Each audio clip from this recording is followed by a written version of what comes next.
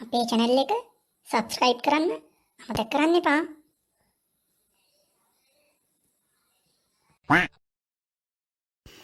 ළමයි වෛද්‍ය සිසුන් විදිහට ඔබ ප්‍රගුණ කළ යුතු කරුණු දෙකක් තිබෙනවා. පළමුවෙන්ම ඔබ රෝගීන්ව පිළිකුල් නොකළ යුතුයි. දෙවෙනි එක තමයි 100%ක්ම අවධානයේ සිටිය යුතුයි.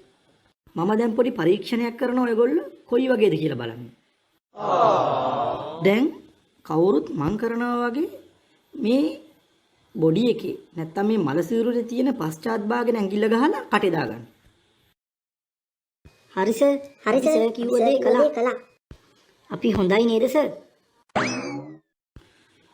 පිළිකුල් නැති බව අතින් ඔයගොල්ලෝ ඉතාම හොඳයි. ඒත් හරියට අවධානයෙන් හිටියේ නැහැ. අනේ ඇයි සර් එහෙම කියන්නේ?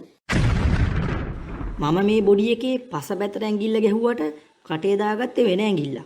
ඒත් උඹලා ඒ ඇඟිල්ලම කටේ දාගත්තා. හොඳ ළමයි වගේ බබාලන්ගේ channel එක like කරලා, comment කරලා, share කරන්න හොඳේ. අමතක කරන්න එපා.